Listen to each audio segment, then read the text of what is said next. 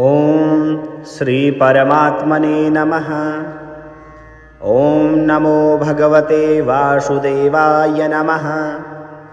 श्री विष्णु सहस्रनाम स्तोत्रम्। ॐ विश्वं विष्णुवषट्कारो भूतभव्यभवत्प्रभु भूतकृद्भूतभृद्भावो भूतात्मा भूतभावनः भूतात्मा परमात्मा च मुक्तानां परमं गतिः अव्ययः पुरुषः साक्षी क्षेत्रज्ञो अक्षर एव च योगो योगविदां नेता प्रधानपुरुषेश्वरः नारसिंहः वपुः श्रीमान् केशवः पुरुषोत्तमः सर्वः शिवं स्थाणु भूतादिनिधि अव्ययः शम्भवो भावनो भर्ता प्रभवः प्रभु ईश्वरः स्वयंभू शम्भु आदित्यः पुष्कराक्षो महास्वनः अनादिनिधनो धाता विधाता धातुरुत्तमः अप्रमेयो हृषीकेश पद्मनाभो अमरप्रभुः विश्वकर्मा मनुस्त्वष्टा स्तविष्टा स्तविरो ध्रुवः अग्राह्य शाश्वतः कृष्णो लोहिताक्षः प्रतर्दनः प्रभूत त्रिकुबः धाम पवित्रं मङ्गलं परम् ईशान प्राणदः प्राणो ज्येष्ठः श्रेष्ठः प्रजापतिः हिरण्यगर्भो भूगर्भो माधवो मधुसूदनः ईश्वरो विक्रमी धन्वी मेधावी विक्रमक्रमः अनुत्तमो दुराधर्षः कृतज्ञः कृत्य आत्मवान् सुरेशः शरणं शर्म विश्वरेता प्रजाभवः अहं संवत्सरो व्यालः प्रत्ययः सर्वदर्शनः अजः सर्वेश्वरः सिद्धः सिद्धि सर्वादि अच्युतः वृषाकपि अमेयात्मा सर्वयोगविनिस्रतः वसुमना सत्यः शमात्मा शमितं शमा अमोघः पुण्डरीकाक्षो वृषकर्मा वृषाकृतिः रुद्रो बहुशिरा बभ्रो विश्वयोनि शुचिस्रवाः अमृतः शाश्वतः स्थाणु वरारोहो महातपाः सर्वगः सर्वविद्भानो विश्वक्षेणो जनार्दनः वेदो वेदविदम् अभ्यङ्गो वेदाङ्गो वेदवित्कविः लोकाध्यक्षः सुराध्यक्षो धर्माध्यक्षः कृताकृतः चतुरात्मा चतुर्व्यूहः चतुर्दृष्टा चतुर्भुजः भ्राजिष्णु भोजनं भोक्ता सहिष्णु जगदादिजः अनघो विजयो जेता विश्वयोनि पुनर्वसुः उपेन्द्रो वामनः प्रांशु अमोघः शुचि ऊर्जितः अतीन्द्रः संग्रहः सर्गो धृतात्मा नियमो यमः वेद्यो वेद्यः सदा योगी वीरः माधवो मधु अतीन्द्रियो महामायो महोत्साहो महाबलः महाबुद्धि महावीर्यो महाशक्ति महाधृतिः अनिर्देश्य वपुः श्रीमान् अमेयात्मा महादृधिक् महेश्वासो महीभर्ता श्रीनिवासः शतां गतिः अनिरुद्धः सुरानन्दो गोविन्दो गोविदाम्पतिः मरीचिदमनो हंसः सुपर्णो भोजगोत्तमः हिरण्यनाभः श्रुतपा पद्मनाभः प्रजापतिः अमृत्यो सर्वदृक्सिंहः सन्धाता सन्धिमान् स्थिरः अजो दुर्मर्षणः शास्ता विश्वतात्मा सुरारिः गुरुतमो धाम सत्यः सत्यपराक्रमः निमिषो अनिमिषस्त्रग्वी वाचस्पति उदारधि अग्रणी ग्रामणिः श्रीमान् न्यायो नेता समीरणः सहस्रमूर्धा विश्वात्मा सहस्राक्षः सहस्रपात् आवर्तनो निवृत्तात्मा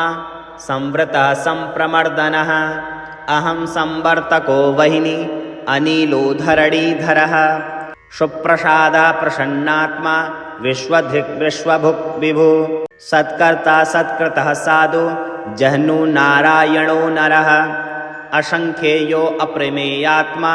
विशिष्ट शिष्टकृत्सुचिः सिद्धार्थ सिद्धसंकल्पः सिद्धिदः सिद्धिसाधनः वृषाहि वृषभो विष्णु वृषपर्वा वृषोदरः वर्धनो वर्धमानश्च विविक्तः श्रुतिसागरः सुभुजो दुर्धरो वाग्मी महीन्द्रो वसुदो वसुः नेकरूपो बृहद्रूप शिपिविष्टः प्रकाशनः ओजः तेजो धृतिधरः प्रकाश आत्मा प्रतापनः ऋद्धस्पष्टाक्षरो मन्त्रः चन्द्रासुभास्करः द्युतिः अमृतासुद्भवो भानु ससबिन्दुसुरेश्वरः औषधं जगतः सेतुः सत्यधर्मपराक्रमः भूतभव्यभवत्नाथ पवनः पावनो अनलः कामः कामकृत्कान्तः कामः कामप्रदा प्रभुः युगादिकृद्युगावर्तो नेकमायो महासनः अदृश्यो व्यक्तरूपश्च सहस्रजित् अनन्तजित् इष्टाविशिष्टशिष्टेष्ट शिखण्डी नहुसो वृषः क्रोधः क्रोधकृत्कर्ता विश्वबाहु महीधरः अच्युतः प्रार्थितः प्राणः प्राणदो वासवानुजः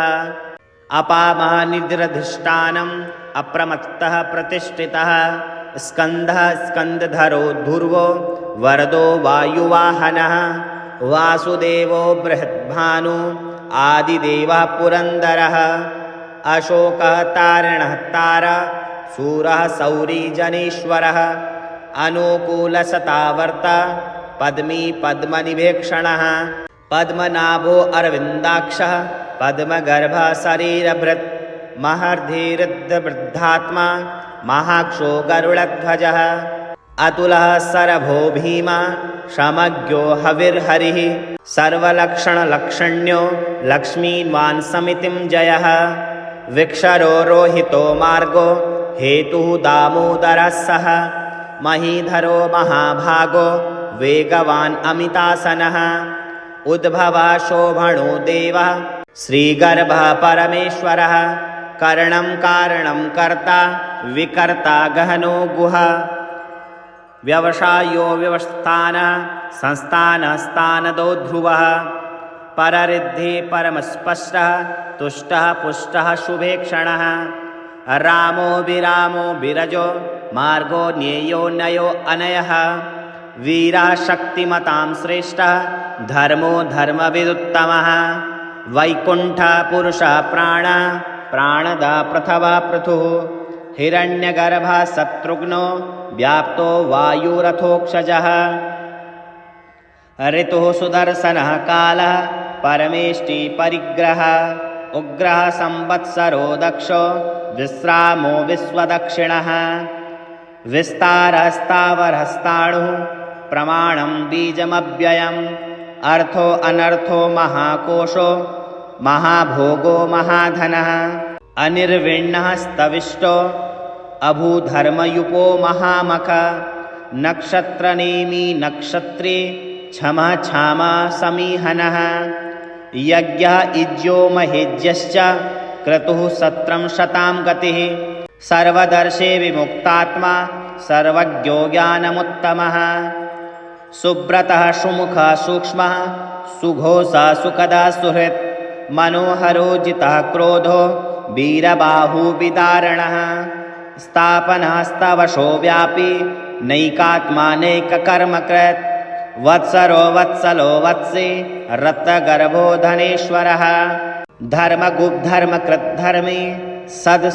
अक्षर अक्षरम् अविज्ञाता सहस्रांशु विधाता कृतलक्षणः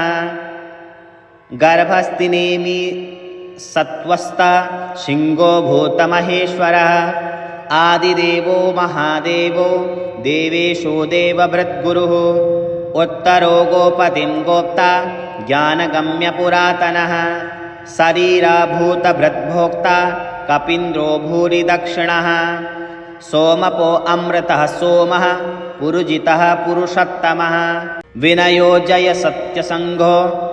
दादर्शः सत्वतां पतिः जीवो विनयतां साक्षी मुकुन्दो अमितविक्रमः अम्बो निधिरन्तात्मा महोदधीशयो अन्तकः अजो महार्हा स्वाभाव्यो जितामित्रः प्रमोदनः आनन्दो नन्दनो नन्दः सत्यधर्मातिविक्रमः महर्षिकपिलाचार्यः कृतज्ञो मेदिनीपतिः त्रिपदस्तिदशार्धक्षो महाशृङ्गः कृतात्कृतः महावराहो गोविन्द सुवेशः कनकाङ्गदी गुह्यो गम्भीरो गहनो गुप्तचक्रगदाधरः वेदाश्वाङ्गोजितः कृष्णो दृढः सङ्कर्षणोच्युतः वरुणो वारुणो वृक्षः पुष्कराक्षो महामनः भगवान् भगः नन्दी वनमाली हलायुधः आदित्यो ज्योतिरादित्यः सहिष्णु गतिसत्तमः सुधन्वा खण्डपरशुर्दारुणो द्रविणप्रदः दिविस्प्रकः सर्वदृग्व्यासो वाचस्पति अयोनिजः त्रिशामा शामगः शाम निर्वाणभीखजम्भिषक् सन्न्यासकृच्छमः शान्तो निष्ठा शान्तिपरायणं शुभाङ्गशान्तिदस्त्राष्ट मुकुन्दः कुबलेशयः गोहितो गोपतिर्गोप्ता वृषभाक्षो वृषक्प्रियः अनिर्वती व्रतात्मा संक्षेप्ता क्षेमकृत्शिवः श्रीवत्सवक्षः श्रीवासः श्रीपतिः श्रीमतां वरः श्रीदा श्रीसा श्रीनिवासः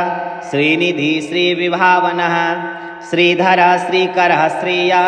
श्रीमान् लोकत्रयाश्रयः स्वक्षः स्वङ्गः सतानन्दो नन्दज्योतिर्गणेश्वरः विजितात्मा विधेयात्मा सत्कीर्तिश्छिन्नसंशयः उदीर्णसंवृतः चक्षुर्निशा शाश्वतस्थिरः भूषयो भूषणो भूतिर्विशोकशोकनाशनः अचिर्मनाचितः कुक्षो विशुद्धात्मा विशोधनः अनिरुद्धो प्रतिरथः प्रद्युम्नो मितविक्रमः कालनेमिनिहावीरः शौरी सूरजनेश्वरः त्रिलोकात्मा त्रिलोकेश केशव केरिहा हरि कामदेव कामपाल कामी कान्तकृतागमः अनिर्देश्य वपो विष्णु वीरो अनन्तो धनञ्जयः ब्रह्मण्यो ब्रह्मकृत् ब्रह्म ब्रह्म ब्रह्मविवर्धनः ब्रह्मविद्ब्राह्मणो ब्राह्मी ब्रह्मज्ञो ब्रह्मणप्रियः महाक्रमो महाकर्म महातेजा महोरगः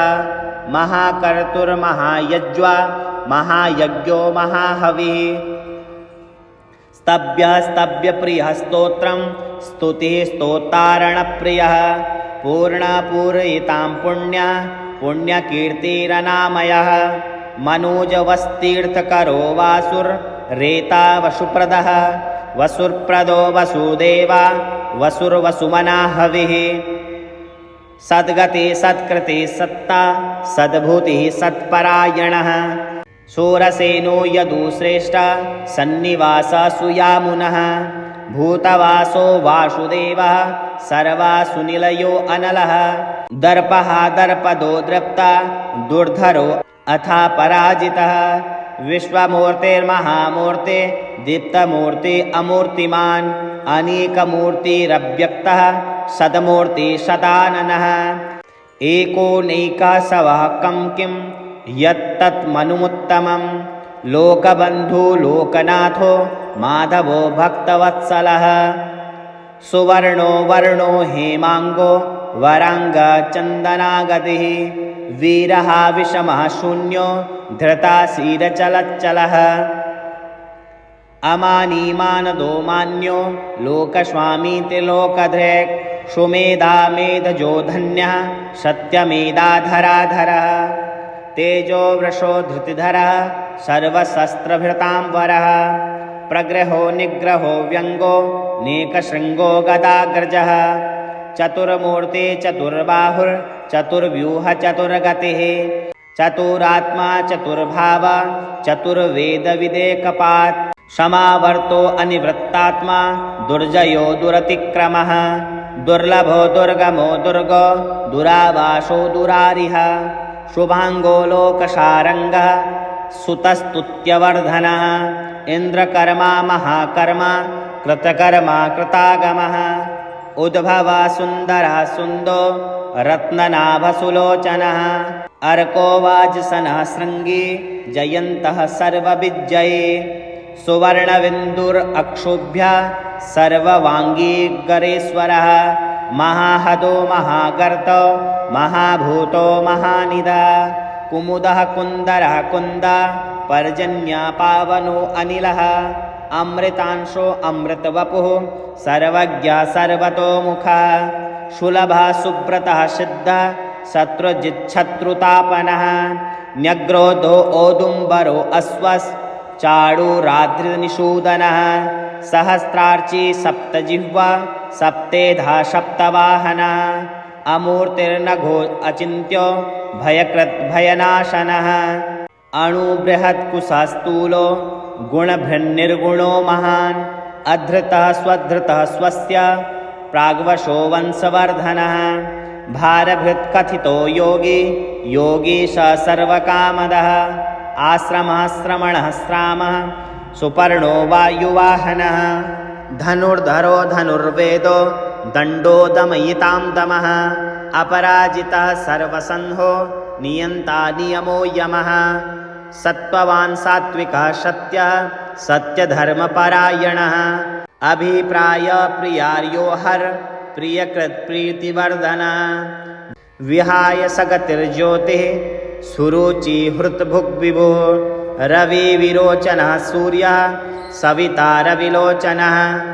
अनन्तो होतभुग्भोक्ता सुखदो नैकजोऽग्रजः अनिर्विष्टः सदामर्षि लोकधिष्ठानमद्भुतः सनातः सनातनः तमः कपिलः कपिरव्ययः स्वस्तिदा स्वस्तिकृत् स्वस्ति स्वस्तिभुक् स्वस्ति दक्षिणः औरुद्रकुण्डली चक्रे विक्रमूर्जितशासनः शब्दातिक्शब्दशः शिशिरः सर्वरीकरः अक्रूरपेशलो दक्षो दक्षिणा दक्षिणावरः विद्वत्तमो भीतभयः पुण्यश्रवणकीर्तनः उत्तारणो दुष्कृतातिः पुण्यो स्वस्वप्ननाशनः वीरः रक्षणः सन्तो जीवनपर्यवस्थितः अनन्तरूपो अनन्तश्री जितमन्यो भयापः चतुरस्रवो गम्भीरात्मा विदिशो व्यादिशो दिशः अनादिर्भूभवो लक्ष्मी सुवीरो रुचिराङ्गदः जननो जन्म जन्मादि भीमो भीमपराक्रमः आधारनिलयो धाता पुष्पहासप्रजागरः ऊर्ध्वगः सत्पथाचार प्राणदा प्रणवः पणः प्रमाणं प्राणनिलयः प्राणभृत् प्राणजीवनः तत्त्वं तत्त्वविदेकात्मा जन्ममृत्युजराजिगः भूर्भुवः स्वरतृस्तार सविता प्रपितामहः यज्ञो यज्ञपतिर्यज्वा यज्ञाङ्गो यज्ञवाहनः यज्ञभृद्यज्ञकृत् यज्ञे यज्ञभुग्यज्ञसाधनः यज्ञान्तकृतयज्ञविह्य मनना मननाद एव च श्रीराम सहस्रनाम स्तोत्रम् विनियोगः ॐ अस्य श्री रामसहस्रनाम स्तोत्रमहामन्त्रस्य भगवन् ईश्वर ऋषिः अनुष्टुप् छन्दः श्रीरामः परमात्मा देवता श्रीमन्महाविष्णुरिति बीजं गुणभिन्न निर्गुणो महानीति शक्तिः संसारतारको राम इति मंत्रः सच्चिदानन्दविग्रह इति कीलकम् अक्षयः पुरुषः साक्षीति कवचम् अजेयः सर्वभूतानाम् इत्यस्त्रं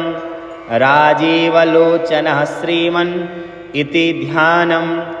श्रीरामप्रीत्यर्थे दिव्यसहस्रनाम जपे विनियोगः नीलाम्बुजश्यामलकोमलाङ्गं सीताशमारोपितवामभागं पाणौ महासायकचारुचापं नमामि रामं रघुवंशनाथं। श्रीपरमात्मने नमः। अथ स्तोत्रम्। राजीवलोचनः श्रीमान् श्रीरामो रघुपुङ्गवः, रामभद्रः सदाचारो राजेन्द्रो जानकीपतिः, अग्रगण्यो वरेण्यश्च वरदः परमेश्वरः, जनार्दनो जितामित्रः परार्थेकप्रयोजनः, विश्वामित्रप्रियो दान्तः शत्रुजिच्छत्रुतापनः, सर्वज्ञः सर्वदेवादि शरण्यो वालिमर्दनः, ज्ञानभाव्यो परिच्छेद्यो वाग्मी सत्यव्रतः शुचिः, ज्ञानगम्यो दृढप्रज्ञः खरध्वंसी प्रतापवान्, द्युतिमानात्मवान् वीरो जितक्रोधो अरिमर्दनः, विश्वरूपो विशालाक्षः प्रभुपरिव्रतो दृढः, एषः खड्गधरः श्रीमान् कौसलेयो नसूयकः, विपुलांशो महोरस्कः परमेष्टिपरायणः, सत्यव्रतः सत्यसङ्गो गुरुः परमधार्मिकः, लोकज्ञो लोक्यवध्यश्च लोकात्मा लोककृत्परः, अनादिभगवन्सेव्यो जितमायो रघुद्वः, रामो दयाकरो दक्षः सर्वज्ञः सर्वपावनः, ब्रह्मण्यो नीतिमान् गोप्ता सर्वदेवमयो हरिः, सुन्दरः पीतवासाश्च सूत्रकारः पुरातनः, सौम्यो महर्षिको दण्डे सर्वज्ञः सर्वकोविदः, कविसुग्रीववरदः सर्वपुण्याधिप्रदः, भव्यो जितारिसंवर्गो महोदारो घनासनः, सुकीर्तिरादिपुरुषः कान्तः पुण्यकृतागमः, अकल्मषश्चतुर्बाहु सर्वावासो दुराशदः, स्मितभासी निवृत्तात्मा स्मृतिमान वीर्यवान् प्रभु, धीरो दान्तो घनश्यामः सर्वायुधविशारदः, अध्यात्मयोगनिलयः सुमना लक्ष्मणाग्रजः, सर्वतीर्थमयं शूरः सर्वयज्ञफलप्रदः, यज्ञस्वरूपी यज्ञेशो जरामरणवर्जितः, वर्णाश्रमकरो वर्गी शत्रुजित्पुरुषोत्तमः, विभीषणप्रतिष्ठाता परमात्मा परात्परः, प्रमाणभूतो दुर्गेयः पूर्णः परपुरञ्जयः, अनन्तदृष्टिरानन्दो धनुर्वेदो धनुर्धरः, गुणाकरो गुणश्रेष्ठः सच्चिदानन्दविग्रहः, अविवन्द्यो महाकायो विश्वकर्मा विशारदः, विनीतात्मा वीतरागः तपस्वी जनेश्वरः, कल्याणप्रकृतिः कल्पः सर्वेशः सर्वकामदः, अक्षयः पुरुषः साक्षी केशवः पुरुषोत्तमः, लोकाध्यक्षो महामायो विभीषणवरप्रदः, आनन्दविग्रहो ज्योतिर्हनुमत्प्रभुरव्ययः, भाजिष्णुः साहनो भोक्ता सत्यवादी बहुश्रुतः, सुखदः कारणं कर्ता भवबन्धं विमोचनं, देवचूडामणिर्नेता ब्रह्मण्यो ब्रह्मवर्धनः, संसारोत्तारको रामः सर्वदुःखविमोक्षकृत्, विद्वत्तमो विश्वकर्ता विश्वहर्ता च विश्वधृत्, नित्यो नियतकल्याणः सीताशोकविनाशकृत्, काकुत्स्थपुण्डरीकाक्षो विश्वामित्रभयापः, मारीचमथनो रामो विराघवपण्डितः, दुःस्वप्ननाशनो रम्यः किरीटीति दशाधिपः, महाधनुर्महाकायो भीमो भीमपराक्रमः, तत्स्वरूपी तत्त्वज्ञः तत्त्ववादी सुविक्रमः, भूतात्मा भूतकृत्स्वामी कालज्ञानी महापटुः, अनिर्विष्णो गुणग्राही निष्कलङ्कः कलङ्कः, स्वभावभद्रशत्रुघ्नः केशवस्ताणुरीश्वरः, भूतादिशम्भुरादित्यः स्तविष्टः स्वास्वतो ध्रुवः कवचे कुण्डली चक्रे खड्गे भक्तजनप्रियः अमृत्युर्जन्मरहितः सर्वजित् सर्वगोचरः अनुत्तमो प्रमेयात्मा सर्वादिगुणसागरः समः समात्मा समगो जटामुकुटमण्डितः अजेयः सर्वभूतात्मा विश्वक्सेनो महातपः लोकाध्यक्षो महाबाहुर्मृतो वेदवित्तमः सहिष्णु सद्गतिः शास्ता विश्वयोनिर्महाद्युतिः उतीन्द्र ऊर्जितः प्रांशुर्रूपेन्द्रो वामनो बलिः धनुर्वेदो विधाता च ब्रह्मा विष्णुश्च शङ्करः हंसो मरीचि गोविन्दो रत्नगर्भो महामतिः व्यासो वाचस्पति सर्वा दर्पितासुरमर्दनः जानकी वल्लभः पूज्यः प्रकटः प्रीतिवर्धनः सम्भवो अतीन्द्रियो वेद्यो निर्देशो जामवत्प्रभु मदनो मथनो व्यापी विश्वरूपो निरञ्जनः नारायणोऽग्रणीर्साधुर्जटायुर्प्रीतिवर्धनः नेकरूपो जगन्नाथ सुरकायहितं स्वयंभुः जितक्रोधो जितारातिः प्लवग्गाधिपराजयत् वसुधः सुभुजो नेका मायो भव्यप्रमोदनः चण्डासु सिद्धिदः कल्पः शरणागतवत्सलः अगदो रोगहर्ता च मन्त्रज्ञो मन्त्रभावनः सौमित्री वत्सलो धुर्यो व्यक्ता व्यक्तस्वरूपधृक् वसिष्ठो ग्रामणी श्रीमान् अनुकूलः प्रियङ्वदः अतुलः सात्विको धीरः सरासनविशारदः ज्येष्ठः सर्वगुणोपेतः शक्तिमास्ताटकान्तकः वैकुण्ठः प्राणिना प्राणः कमठः कमलापतिः गोवर्धनधरो मत्स्य रूपः कारुण्यसागरः कुम्भकर्णप्रभेत्ता च गोपी गोपालसंवृतः मायावी स्वापनो व्यापी रेणुकेयबलापः पिनाकमथनो वन्द्यः समर्थो गरुडध्वजः लोकत्रयाश्रयो लोक भरितो भरताग्रजः श्रीधरः सद्गतिर्लोक साक्षी नारायणो बुधः मनोवेगी मनोरूपी पूर्णः पुरुषपुङ्गवः यदुश्रेष्ठो यदुर्पतिर्भूतावासः सुविक्रमः तेजोधरो धराधारश्चतुर्मूर्तिर्महानिधिः चारूरमर्दनो दिव्यः शान्तो भरतवन्दितः शब्दातिगो गम्भीरात् कोमलाङ्गः प्रजागरः लोकगर्भः शेषसायी क्षीराब्धिनिलयोमलः आत्मयोनिर्दीनात्मा सहस्राक्षः सहस्रपात् अमृतासुरमहागर्भो निवृत्त्या विषयस्पृहः त्रिकालज्ञो मुनिः साक्षी विहाय शगते कृतिः पर्जन्यः कुमुदो भूता वासः कमललोचनः श्रीवत्सवक्षा श्रीवासो वीरः लक्ष्मणाग्रजः लोकाभिरामो लोकारिमर्दनः सेवकप्रियः सनातनतमो मेघः श्यामलो राक्षसात्कृतः दिव्यायुधधरः श्रीमान् प्रमेयो जितेन्द्रियः भूदेववन्ध्यो जनक प्रियकृत्प्रपितामहः उत्तमः सात्विकः सत्यसङ्गस्त्रिविक्रमः सुब्रतः सुलभः सूक्ष्मः सुघोषः सुखदः सुधीः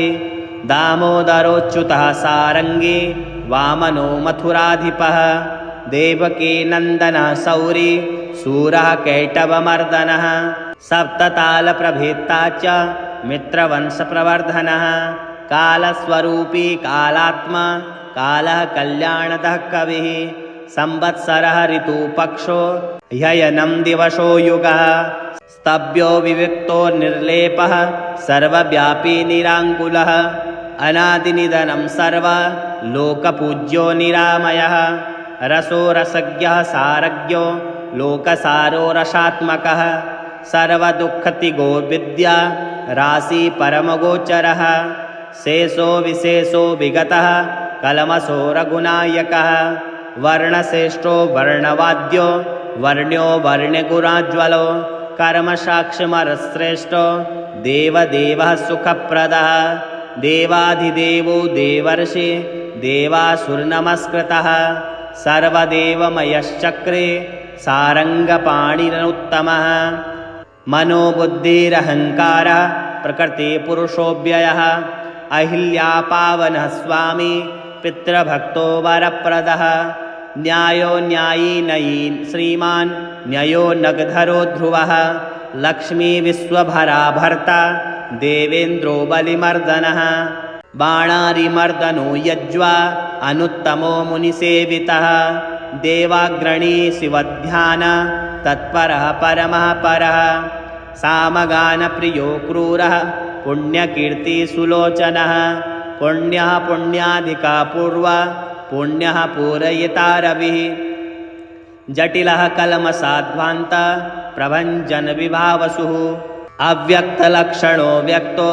दशास्य द्वीपकेसरी कलानिधि कलारूपो कमलानन्दवर्धनः जयोजितारि सर्वादि समनुभवभञ्जनः अलङ्करेष्णु प्रचलो रोचिष्णु विक्रमोत्तमः अंशु शब्द पति शब्द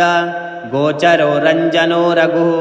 निःशब्द प्रणवो माली स्थूला सूक्ष्मो विलक्षणः आत्मयोनिर्योनिश्च सप्तजिह्वसहस्रपात् सनातनतमस्त्रग्वे पेशलो जविनाम्बरः शक्तिमान् शङ्खभृन्नाथ गदा पद्मरथाङ्गभृत् निरीहो निर्विकल्पश्च चिद्रूपो वित्तसाध्वसः शताननः सहस्राक्ष शतमूर्तिर्घनप्रभा हृतपुण्डरीकशयनः कठिनो द्रव एव च उग्रो गृहपति कृष्णो समर्थो अनर्थनाशनः अधर्मशत्रुरक्षोघ्न पुरुहूतः पुरुष्टुतः ब्रह्मगर्भो बृहद्गर्भो धर्मधेनुर्धनागमः हिरण्यगर्भो ज्योतिष्मान् सुल्ललाटः सुविक्रमः शिवपूजारतः श्रीमान् भवानी प्रियकृद्वसी नरो नारायणः श्यामः कपर्दी नीललोहितः नरो नारायणः श्यामः कपर्दी नीललोहितः रुद्रः पशुपतिस्ताणुर्विश्वामित्रो द्विजेश्वरः मातामहो मातरिश्वा विरिञ्चो विष्टरस्रवा अक्षोभ्य सर्वभूतानां चण्डः सत्यपराक्रमः वालखिल्यो महाकल्पः कल्पवृक्षः कलाधरः निदाघस्तपनो मोघः लक्षणः परबलाप्रहृत् कबन्धमथनो दिव्यः कम्बुग्रीवः शिवप्रियः शङ्खो नीलः सुनिष्पन्नः सुलभः शिशिरात्मकः अंशसृष्टोतिथिशूरः प्रमाथी पापनाशकृत् वसुस्रवाकव्यवाः प्रतप्तो विश्वभोजनः रामो नीलोत्पलश्यामो ज्ञानस्कन्दो महाद्युतिः पवित्रपादपापारिर्मणिर्पूरो नभो गतिः उत्तारणो दुष्कृतिः दुर्घोषो दुस्सहो भयः अमृतेशो अमृतवपुर्धर्मी धर्मकृपाकरः भर्गो विवस्वाननादित्यो योगाचार्यो दिवस्पतिः उदारकीर्तिरुद्योगी वाङ्मयः सन्मयः नक्षत्रमाली नाकेशः स्वाधिष्ठान षडाश्रयः चतुर्वर्गफलो वर्णी शक्तित्रयफलं निधिः निधानगर्भो निर्व्याज्यो गिरीशो व्यालमर्दनः श्रीवल्लभः शिवारम्भः शान्तिर्भद्रसमञ्जसः भूयसो भूतिकृद्भूतिर्भूषणो भूतवाहनः अकायो भक्तकायस्ता कालज्ञानी महाबटो परार्थवृत्तिरचलो विविक्तः श्रुतिसागरः स्वाभावभद्रो मध्यस्थ संसारभयनाशनः वेद्यो वैद्यो वियज्ञोक्ता सर्वामरमुनीश्वरः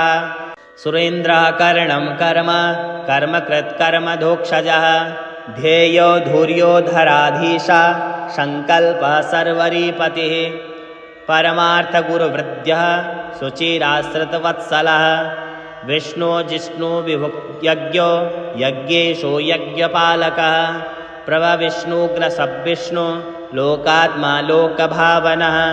केशव केशिहाकाभ्यः कविकारणकारणं कालकर्ता कालशेषो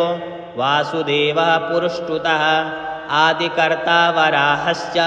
माधवो मधुसूदनः नारायणो नरो हंसो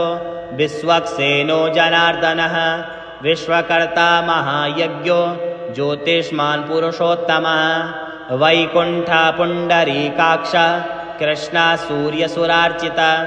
नारसिंहो महाभीमो वक्रदृष्टो नखायुधः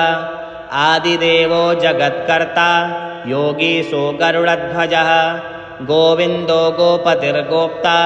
भूपतिर्भुवनेश्वरः पद्मनाभो हृषीकेशो धाता दामोदरप्रभु त्रिविक्रमस्त्रिलोकेशो ब्रह्मेश प्रीतिवर्धनः वामनो दुष्टदमनो गोविन्दो गोपवल्लभः भक्तप्रियच्युतः सत्यकीर्तिर्धृतिस्मृतिः कारुण्यकरुणो व्यासः पापः शान्तिवर्धनः सन्न्यासी शस्त्रतत्त्वज्ञो मन्दराद्रिनिकेतनः बद्रीनिलयः शान्तस्तपस्वी वैद्युतः प्रभः भूतावासो गुहावासः श्रीनिवासः श्रियः पतिः तपोवासो मुदावासः सत्यवासः सनातनः पुरुषः पुष्करः पुण्यः पुष्कराक्षो महेश्वरः पूर्णमूर्ति पुराणज्ञः पुण्यदा पुण्यवर्धनः शङ्खे चक्रे गदा सारङ्गे लाङ्गली मुसली हली किरीटे कुण्डली हारी मेखले कवची ध्वजी योद्धा जेता महावीर्यः शत्रुजिच्छत्रुतापनः शास्ता शास्त्रकारः शास्त्रं शङ्करं शङ्करस्तुतः सारथी सात्विकः स्वामी सामवेदप्रियः समः पवनः साहसः शक्तिः सम्पूर्णाङ्गसुमृद्धिमान् स्वर्गदा कामदा श्रीदा कीर्तितो कीर्तिनासनः मोक्षदा पुण्डरीकाक्ष क्षीराब्धिकृतकेतनः सर्वात्मा सर्वलोकेशः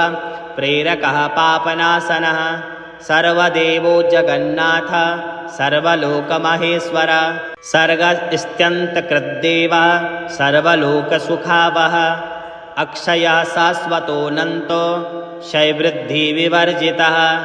निर्लेपो निर्गुणः सूक्ष्मो निर्विकारो निरञ्जनः सर्वोपाधिविनिर्मुक्तः सत्तामात्रव्यवस्थितः अधिकारी विभुनित्य परमात्मा सनातनः अचलो निर्मलो व्यापी नित्यः तृप्तो निराश्रयः श्यामो युवा लोहिताक्षो दीप्तास्यो मृतभाषणः आजानुबाहुसुमुखः सिंहस्कन्दो महाभुजः सत्यवान् गुणसम्पन्नः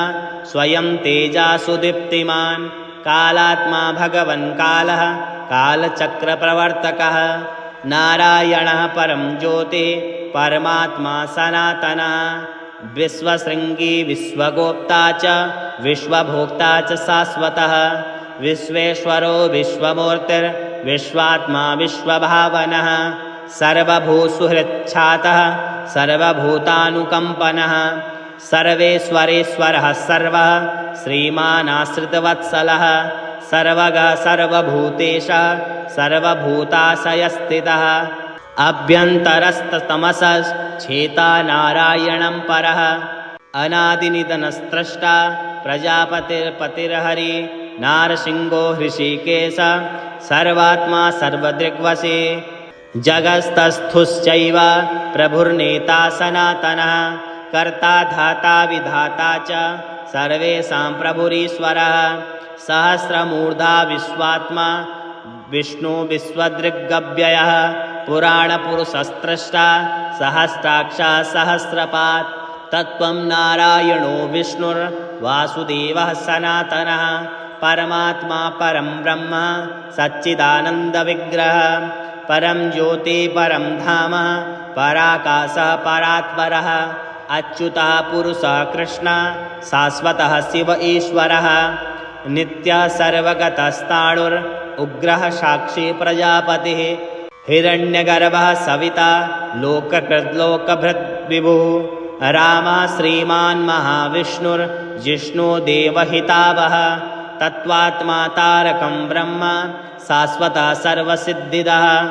आकारवाच्यो भगवन् श्रीभुर्नीलापतिः पुमान् सर्वलोकेश्वरः श्रीमान् सर्वज्ञः सर्वतोमुखः स्वामी सुशीलः सुलभः सर्वज्ञः सर्वशक्तिमान् नित्यः सम्पूर्णकामश्च नैसर्गिकसुहृत्सुखी कृपापीयूषजलधि शरण्यः सर्वदेहिनां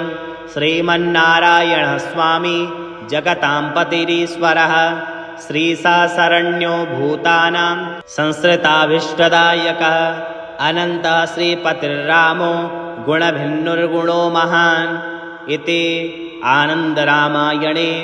वाल्मीकये श्रीरामसहस्रनामस्तोत्रं सम्पूर्णम्।